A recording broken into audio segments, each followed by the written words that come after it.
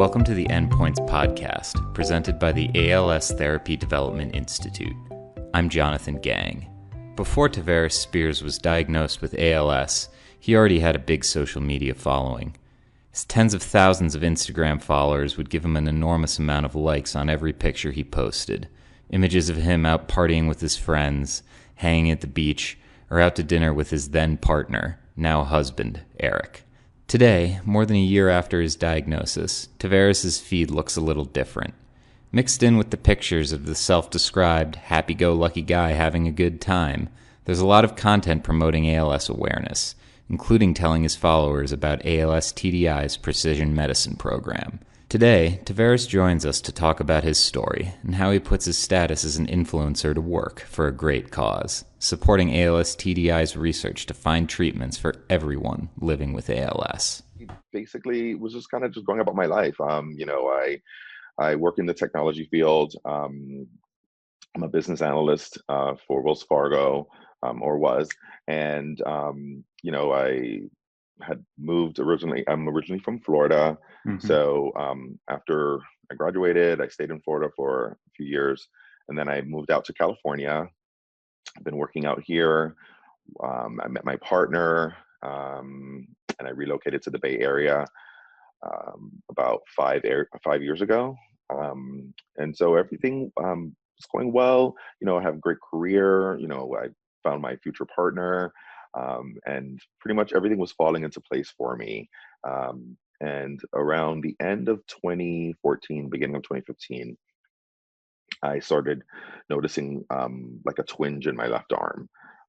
And it was so minimal compared to what I'm going through now. But back then, I was just like, what is this, thing? It would just hurt every once in a while when I would move it this way, or I would get like a little spasm, but never thought anything of it.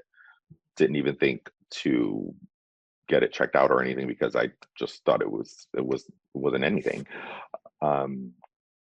And then as the symptoms start to progress, it would get stiff. It would, the first thing I noticed was when I was trying to wash my face one day, and every time I would bring my hands up, they would just open up like that. And it was so strange to me that it would just do that on its own. And I just thought it was a weird thing. And I mentioned it to my doctor, but he didn't really, he was like, oh, well, maybe you're just, stiff or something. So I just kept basically going through the motions and everything, but the problems began to persist so much that I did actually go to see a neurologist, and they started doing all these tests, and never in the million years did I think it would be ALS. They thought it was, oh man, when I think about it now, it literally took them about 3.5 years to make the diagnosis. So it was a long journey. I mean, I went from thinking it was a pinched nerve to it being an ulnar compression, to it being maybe myasthenia gravis, Kennedy's disease, multifocal motor neuropathy. My neurologist he went through everything because he really didn't want it to be ALS, and bless him. I had an actual big scare also with one of the treatments that they thought that I should be having, because they thought it was multifocal motor neuropathy. This is one of the dangers that you can actually go through when they misdiagnose you, because they gave me an IVIG drip because they thought it was an autoimmune thing, and I had a severe allergic reaction to it, where I was in the hospital for 1 month, suffering from serum sickness. So yeah, that was in 2018, and Eric and I were, my partner Eric, we were talking about, had this happened during the pandemic and I was having to be in the hospital for a month, he wouldn't be able to see me, like just so many things, that has been going on. But, fast forward to now, they didn't actually fully confirm the diagnosis until October of 2020. So I had been going through all of this, and, they've been really trying to see if it was something else that I had. And unfortunately, and by that point I was ready to hear it at that point, because, he was just saying, if it's not this, then it might be this. And I had just mentally prepared myself that, it's probably going to be ALS. So, didn't make it any easier to hear, but it did soften the blow just a little. So It took time for Tavares to come to terms with his diagnosis, but soon after he threw himself into using his platform to raise awareness of ALS. And as far as with how I began just supporting the ALS community, and how I found ALS TDI, I, the diagnosis was, I mean, I was 44 at the time, and it was like maybe 42, 43 when they were telling me I might have it. And, I'm relatively young, so it was, still is kind of just unbelievable. And one of those things you're just like, wow, is this really my life? But I know I had a choice to either just sink or swim. And I laid in bed for 3 days and cried and just didn't know what to do. But I figured, I know I have this limited amount of time, so I need to do something with it. Um, and that's when I started my blog on Instagram, and just opened up about it and started just reaching out to people and started finding that there were others like me that, that they didn't feel like they had a connection. Even, when you go to ALS groups and things like that, seeing that, me, I was so, what's the word I'm looking for? My symptoms aren't that noticeable, I would say. Right now, it's just right now affecting my left arm and my right arm. You can tell when I try to move and do certain things, but just looking at me, you really can't tell. And when I would go to some of those meetings, the people would be so far, the other patients were so far gone than I was. And I just didn't feel a connection, per se with them. But online, I could target, the kind of groups I'm looking for, people just being diagnosed with ALS, so we can all come together. And I found comfort in that. Despite Tavares' normally outgoing nature, sharing the news about his diagnosis with his followers wasn't easy. Social media is the way to connect with people right now, and if you want to get the word out, um, Instagram, Facebook, Snapchat, all of these different mediums, to reach people. So, when I first got on there, I mean, I've been using Instagram for years, just documenting my life. Once I started connecting with other ALS groups, and I would use the hashtag ALS Warrior or ALS Awareness, then you can go ahead and you can basically see all the different groups and people that are actually a part of this community.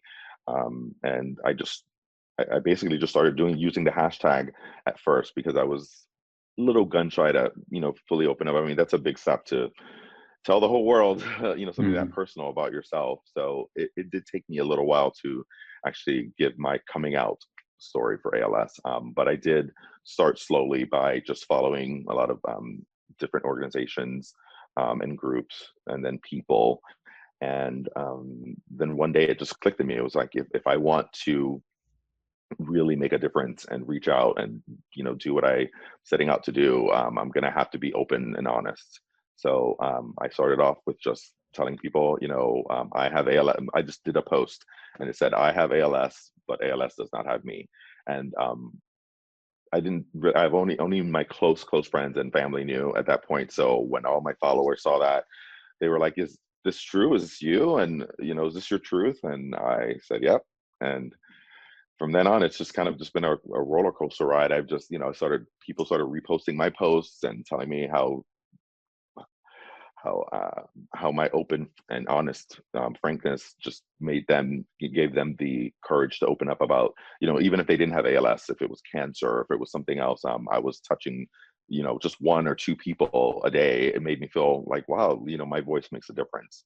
So it's prompted me to just do more. And it takes my mind off of, me and stuff that I'm going through, by helping others. Today, Tavares' relationship with ALS TDI goes beyond just raising awareness of our work. He's also a participant in the Precision Medicine Program, a collaboration between ALS TDI scientists and people living with ALS all over the world who share their data with us to help us learn more about the disease. I follow the ALS TDI Instagram page, and I saw it was posted. And what really attracted to me to it, like I went into it and I read about it. And what really attracted me was that it focuses on slow progression of ALS, which I'm, my doctors, he said that I'm one of the slowest progressors that he's ever encountered. And he's the head of Stanford and the Kaiser neurology over here in the Bay Area. So for him to tell me that, I mean, that was a pretty big deal. My experience with the PMP, it's, I really just, it's very straightforward. You call in and you give your voice recordings so they can track your speech and everything. And they pretty much ask the same questions every, I think it's a few weeks or every month, basically just to track how your symptoms and the disease is progressing within your body. And at first I was like, wow, this is a little repetitive, but it makes sense because, your symptoms may change from month to month. And actually, some of my answers have been changing over the past few weeks. So I really do, like I said, it's pretty just straightforward, and I like that it's focusing on the slow progressors, because a lot of the studies that I do try to get into, I'm not qualified for because my progression is so slow and they can't track me. So like I said, it just feels so good to be a part of something. And I'm not just a statistic. You guys see me as an actual person. I just feel like I'm just working right with the researchers and the scientists, and I'm actually a part of the research, versus just when I do other things that I'm working with other people, like I'm doing fundraising and I'm doing walks or I'm doing other things, and I want the research. I want to see what's going on with the research, and that's one of the main reasons why I'm a big supporter of you all. For others interested in using the power of social media to spread awareness of ALS, or any other cause close to their heart, Tavares has some simple advice. Just be true to yourself and your story. If it's something that you really want to do and you truly have it in your heart,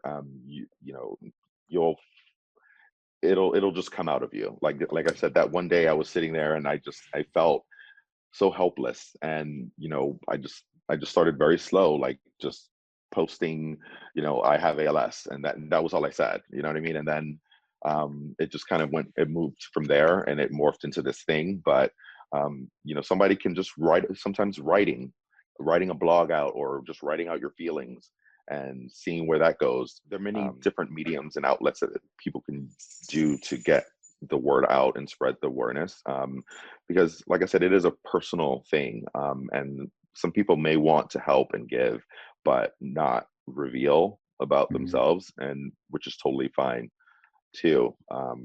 But I do think social media is definitely a great way to start, even if it's just start following different community blogs or following different people.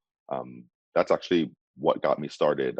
There's a blogger out there, and he's really a big blogger in the Instagram world, and it's about a subject that is not very, I don't know what's the right word to say, but he's a medical doctor, and he has like a stomach problem, and I think it's some type of gastrointestinal thing, but he talks about it very frankly and very openly. And when I saw him doing that, and just like, I was like, how can you can talk? Oh, his Crohn's disease, that's what it was. Yeah. And he just was so frank about it and about the issues he was having. And I messaged him and I said, where do you get the courage to do that? And he just said, if it's something, he said that he felt that people get embarrassed about these kind of things, or they feel vulnerable, and he wanted to show people that, even a regular looking person can go through this. So that just got me, that clicked something in me, and saying, what, if he could do that, I can talk a little bit about myself. And that's what gave me the impetus to start all this. So I just figured the time that I have here now, whether it be, my doctor says 5 to 7 years, then, I'm going to say I'm going to shoot for 12, and then, and just keep on going. And whatever time I have here, I'm going to try to use it to spread the word awareness and hopefully find a cure within my lifetime. If you'd like to follow along with Tavares Spears' ALS journey, you can find him on Instagram at _Tavares. That's TAVARES. To learn more about the ALS Therapy Development Institute and our research to end ALS, visit als.net. Thanks for listening.